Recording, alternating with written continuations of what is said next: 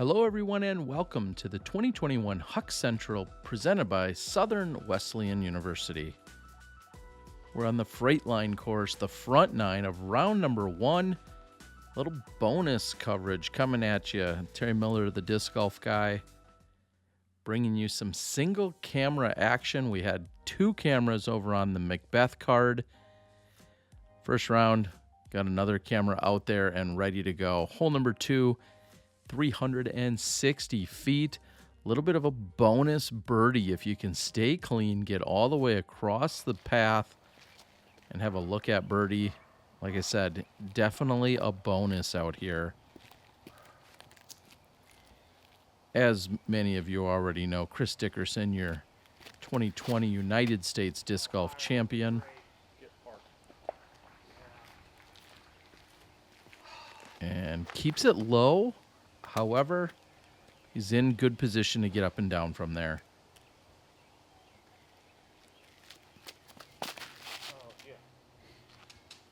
David Diehl. A little research on David. PDGA 77771. 995 rating out of Johnson City, Tennessee. That's Matt Splain out of Weaverville, North Carolina. Matt's got 14 pro wins. 13 of those being PDGA C tiers and a single B tier. And last to tee, Ross Marshall, 974 rating out of Candler, North Carolina.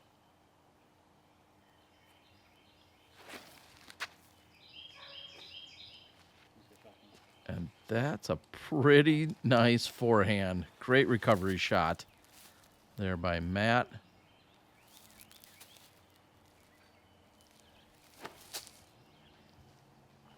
David also with a really nice recovery shot.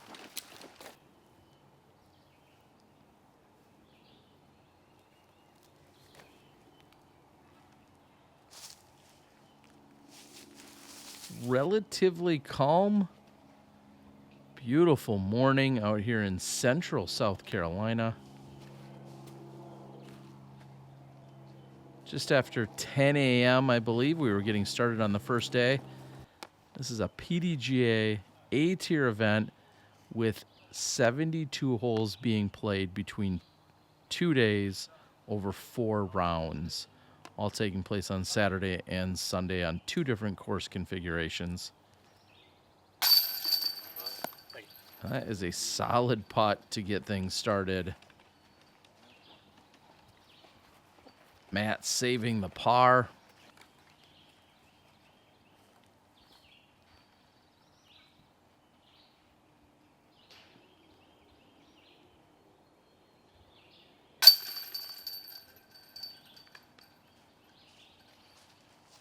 Solid putt for David as well. Again, not too many birdies taking place on here on hole number 2. Let's see if I can give you some specific details there.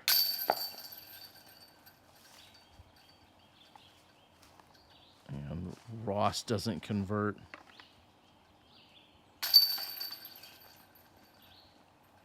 Hole number 2 coming in as the 4th most difficult hole on the course. 0.17 above par. So certainly a difficult hole to get things started. So if you walked away with the par, you did something right. Again, Southern Wesleyan University are presenting sponsors. We look at hole 3. It bends from left to right, 270 feet downhill. Kind of slopes back up slightly at the end. It seems like the righty backhand turnover is the preferred shot. It's just all about shaping it and coming in. I think if you're coming in with a forehand, for instance, as a righty, there's just such a likelihood for it to skip and carry hard past the pin or skip down hard into the right. Here, you just really want to turn it over gently. Well, and then have it, just somewhat stable up and then land 5.5 feet from the pin. That's all you got to do. And that one was coming right at me as I'm at the turn. And I was kind of hiding behind the tree. I thought it was going to clip me.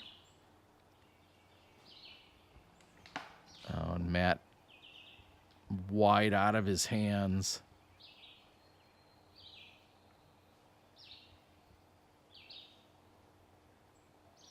If you're going to go with a forehand or righty forehand here, I feel like you really need to push the left side of the fairway. And that's the right side, but kind of gets the anti-skip and stays right there with a good look at a birdie.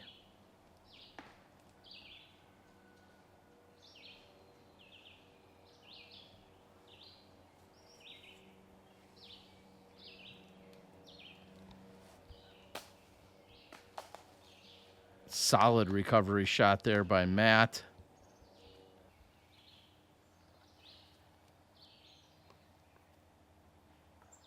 Let's see if David can convert. Good looking line.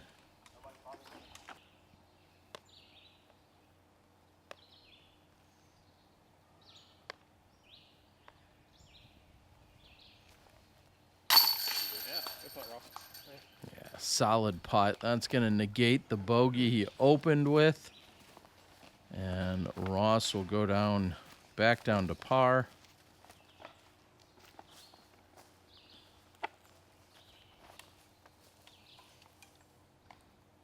Chris Dickerson currently holds the course record at a 44. He shot that in 2019. This event didn't take place in 2020 with COVID. And I know I mentioned it in an earlier video. If your name is Dickerson or Johansen, you've seen some success at this course. Chris Dickerson has won this event 3 times in the past. Michael Johansen has won it once, but has been runner-up 3 additional times. So, looking forward to a good battle this weekend. Dickerson, Johansen, McBeth, all could be in the mix. Randon Latta and a couple other young superstars. Big shout out to Ish over at Down South Discs. As now we're looking at hole 4, 440 feet. In this configuration, it goes straight down the tunnel and then finishes up and to the right.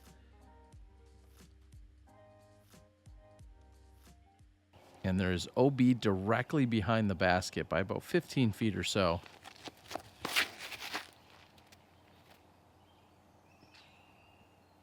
And Chris getting tricky, trying to put down the roller.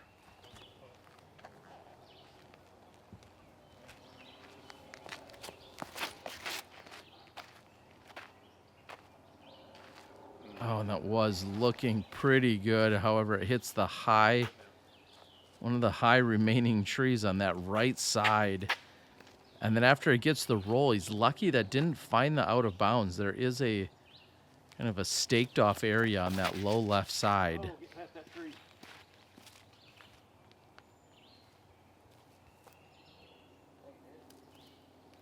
I didn't hear no smack, so. I mean, I could be talking smack, but looks like he's going to be safe. Probably just trying to recover. Take the 3. And that is a beautiful drive by Ross. Correction by Matt.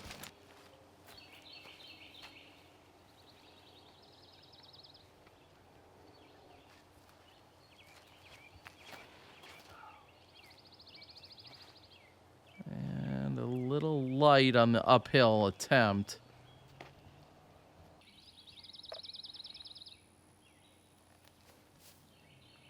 Not much dew or condensation or anything to worry about. Sometimes during some of those earlier morning rounds, you can find yourself dealing with an extra towel or getting your feet wet within the first few minutes of being out there. That didn't appear to be the case.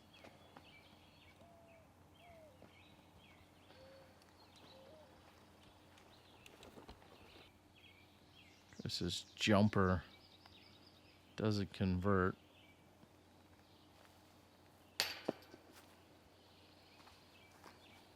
unfortunately,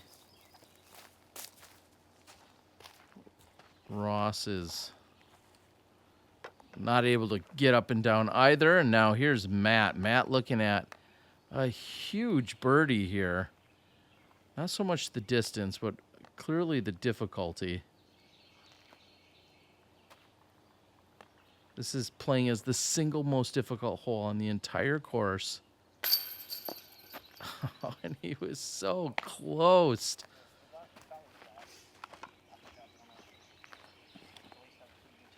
Just the fact that he had that good of a look is a testament to how solid his drive was. It is a 3 for David.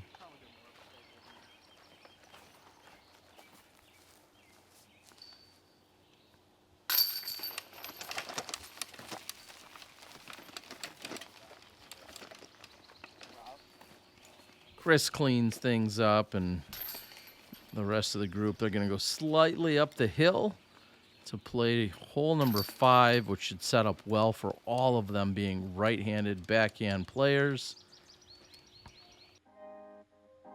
But if you need to ship a disc or multiple discs, or you need bags to put your disc into, make sure you always want to bag up your disc and then ship it out. Reach out to me. I make boxes that are specific for shipping very efficiently and economically with my disc in a box.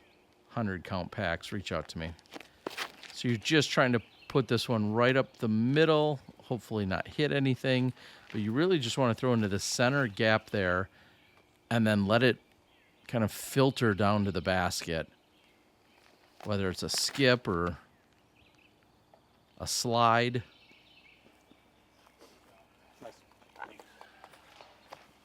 Looks like that might have been a little tight left.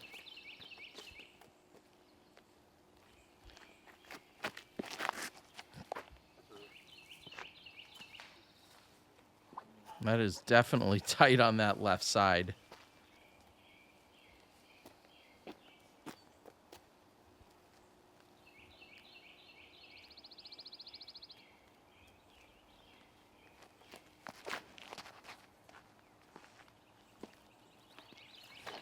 That's just a bit on the right side. I was waiting with anticipation, hoping somebody was just going to absolutely pure the gap. Well, I think we're going to have to wait to see how Matt's looked overall.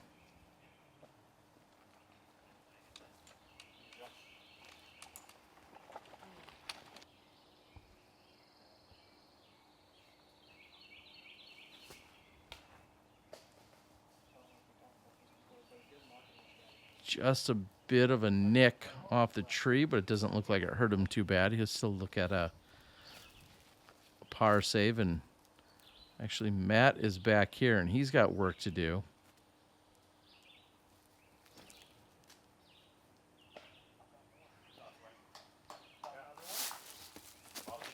You really couldn't ask for a better approach shot than what he just threw there.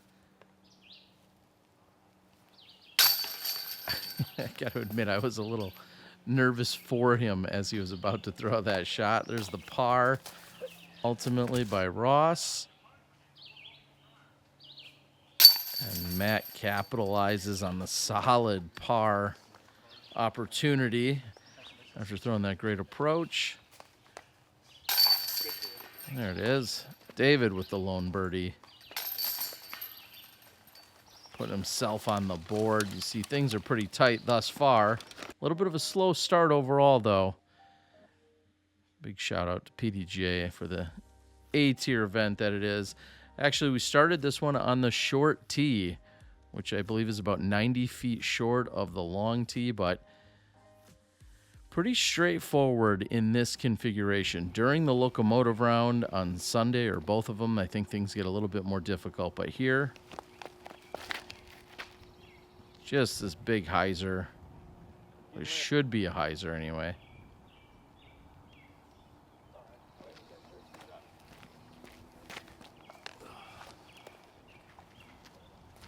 As I pan back over, you see the basket placed right underneath the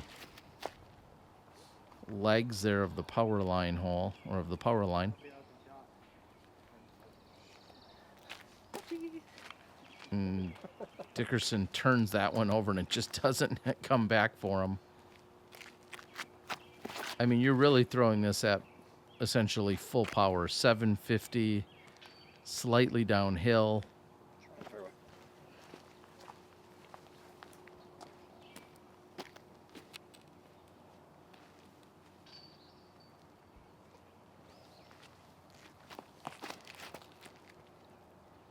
He's going to put this one up with plenty of hyzer after seeing a few of them leak off to that right side, and really solid shot there by Ross. The crowd with the correct reaction as we pan over and look at down south discs.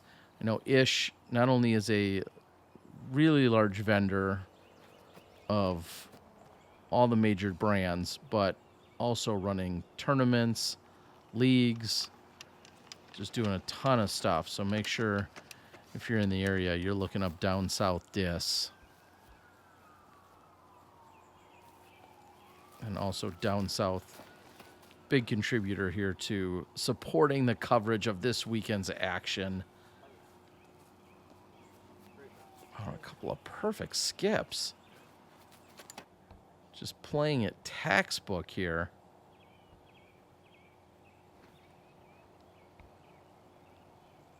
That was Dickerson. Looks like the forehand a little bit short.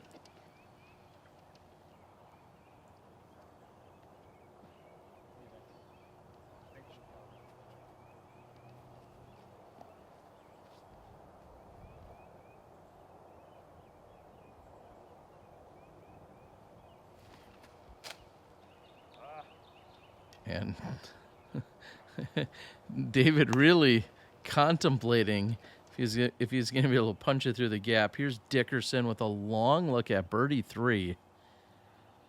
Not much action on the flag. Slightly uphill.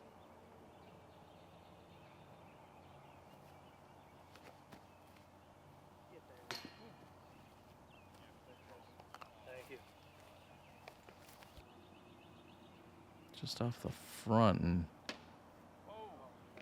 well, and I think if you're putting downhill, there's a number of situations out on this course where if you're putting downhill, you have to make sure you're hitting something, because even a gentle slope can turn into a long comeback if it's just a gradual or gentle slope, whether it gets on edge and rolls or it just hits and skips and just kind of carries.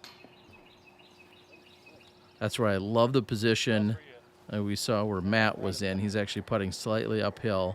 And now look at how much of a comebacker David's got after being aggressive on the downhill putt.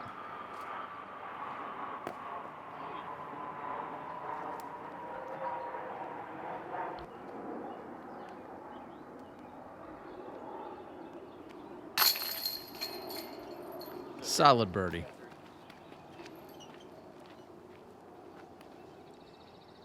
If you're wondering how these groups were matched up, they were randomly put together. Brian Schopp and Todd Lyon, not real big on the feature card concept, so just kind of shuffled things up. Big shout out to Midi Disc Golf out of the Milwaukee, Wisconsin area. As we look at hole 7, the downhill par 3, 500 feet. I've said it before, very reachable 500-foot shot. Just plays downhill, but at about the 400-foot mark,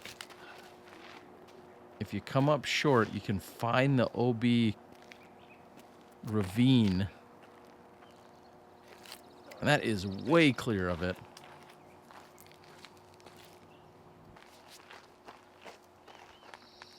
And not a whole lot of scoring overall.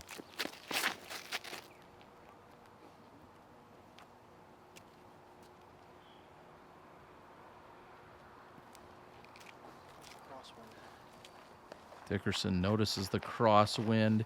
We'll see if he's got a look. Those both the two trees that are there can give you trouble. And I think the pro tip on this hole is always hang it out wider to the right than you think. Yeah, Splain. Wow. I did not expect that. That's got to be one of the best surprises or non-expectations ever, as Matt puts himself way up there. Here, this is hanging out to the right. I like it. And that's actually too far right, a little too much power. But he comes all the way around and has a clean look from the backside, which is great.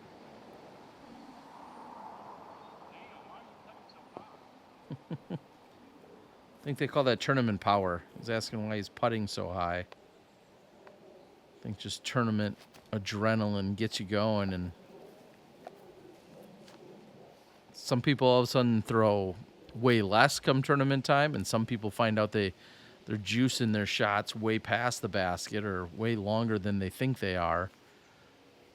I attribute that to tournament nerves. Here's Dickerson for a stepper. Oh, and he paused. That was just to be polite. He knew it was in.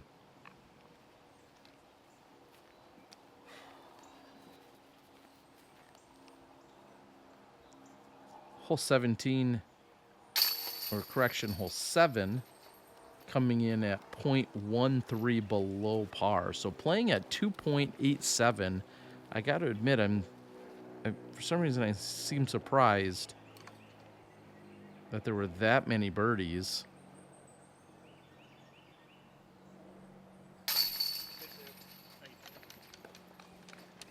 What do I know? There's 2 on this card.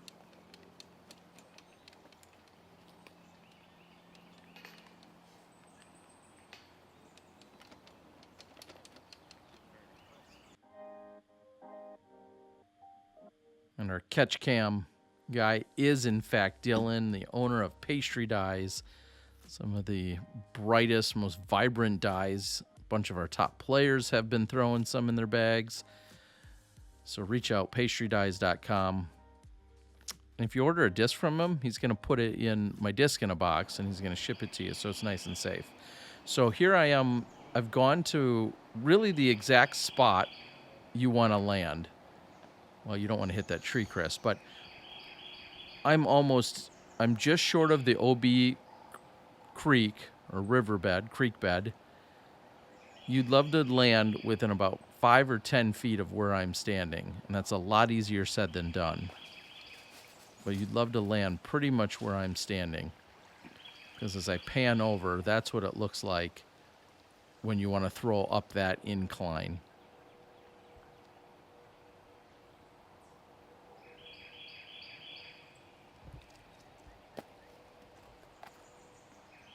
And that's going to be really good position.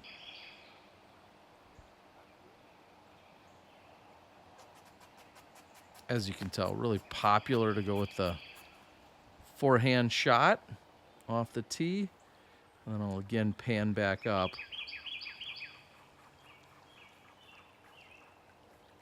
Kind of sets up well for a righty backhand, depending on where you are, of course, with the right angle. And as I'm saying that, Chris is lining up the forehand, but he's really out of position of where he'd like to be.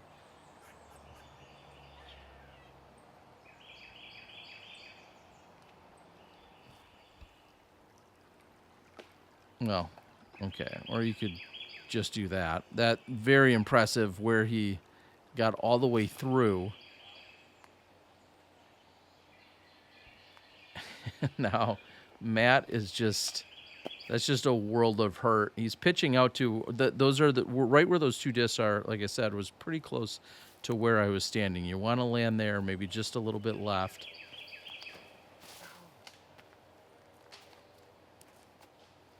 Oh, unfortunately for Ross, that is a missed opportunity. Really in good prime scoring position, but let's go of it early. David, on the other hand, doing exactly what you want to do there. So Matt's lying 2, throwing 3.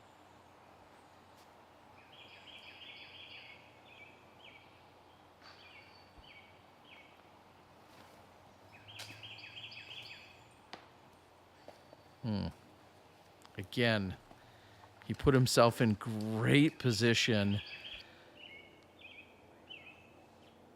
Not able to capitalize. We'll see if he can make a long putt.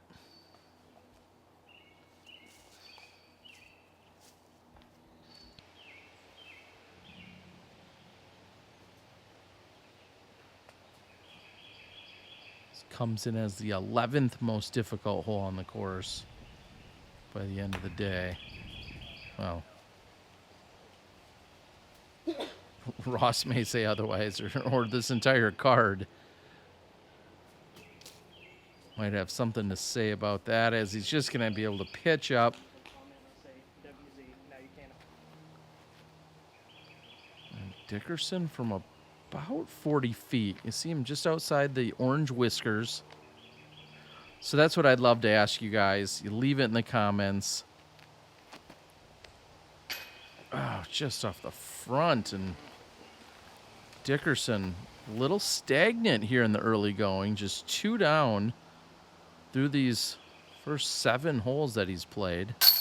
But we've pretty much adopted the term whiskers. You see those little feathers or strands coming out of the ground. Whiskers, really. I'd love to know if you have a more clever name for those. They often denote the 10-meter circle, the 20-meter circle. Sometimes you'll see them for out of bounds, or sometimes you'll see them mark a tee pad area. But I'd love to know if you guys have a more clever name than what most of us have adopted in terms of the whiskers. Leave that in the comments. Like, share, subscribe, do all those YouTube things. And then tell me if you've got a more clever name. That'll make you eligible to win a free disc with a Disc Golf Guy stamp on it. And at some point, I'll get back to giving out more Double G jerky. I've given out quite a few packs thanks to YouTube and Patreon and all the supporters that I've had. Hole 9, really straightforward. 280, slightly uphill. Pretty open shot. Plays to maybe a 1 o'clock position, so it's just right of center.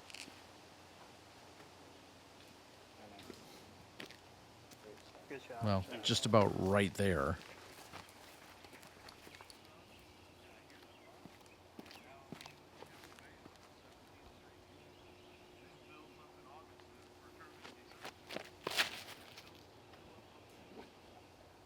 I believe that's just a putter out of Chris. Thank you. Of course, making it look very easy. Let's see what Matt has.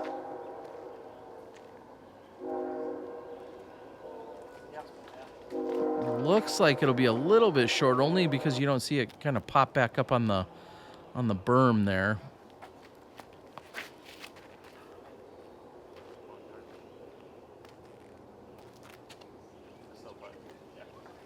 As they say, it's still putting. So if that's the worst shot in the group, you guys are doing just fine.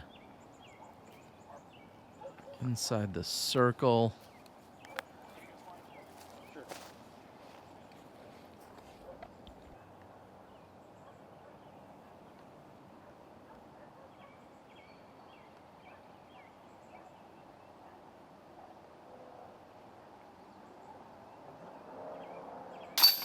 There it is. Chris Dickerson, 3 down. I'm trusting that you already saw the previous video. If so, close your ears if you didn't and you don't want to get it spoiled. But I think back to McBeth had played 1 through 9, and 1's a very gettable birdie. But in playing holes 1 through 9, he was 6 under.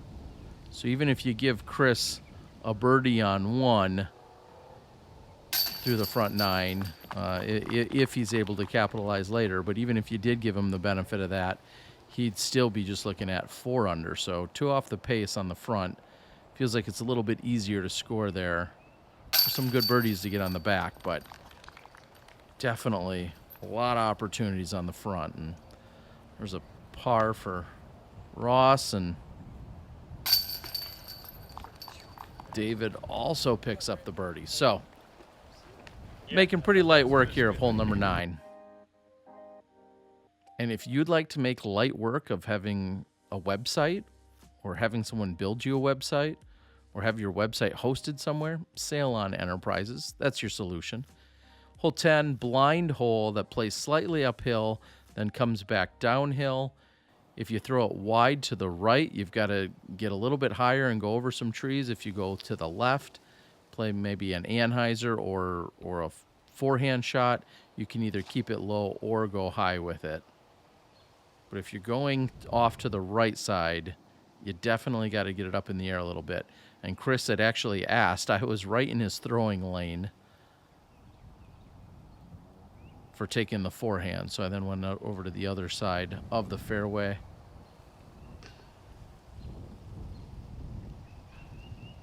Yeah, I don't think anyone can argue with that.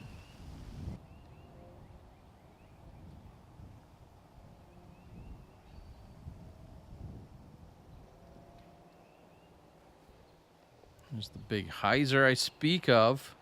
And also, segueing to me speaking, I've said it countless times, in order to get the footage out even quicker, it's just easier sometimes to knock out the commentary solo. I apologize if you're missing some incredible insights by someone else either sitting next to me or 2 other people doing it, but in order to get this out as quickly as possible, sitting down, I'm actually doing some commentary. It's 4:30 in the morning. But just trying to knock this stuff out so everybody can enjoy this sweet coverage from this A-tier event. And when it was all said and done, I think we have 6 total rounds of coverage to bring to you guys.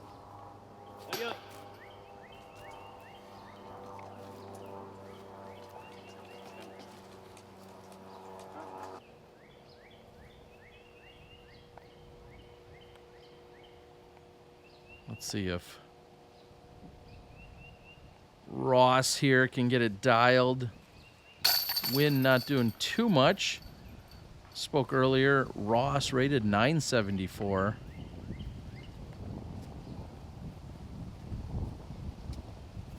We've got a 974, a 984, a 995, and a 1045 all on this card. A little bit of tailwind, but nice firm stroke there by Matt. And I think we're going to start to close things out here. I want to say thank you guys for joining us. Thanks to all the presenting sponsors, especially Down South Discs, who really jumped up and helped out in a major way. And I invite you guys to join me on the back half. We got more golf, a ton of golf for you guys to watch. So look forward to seeing you there.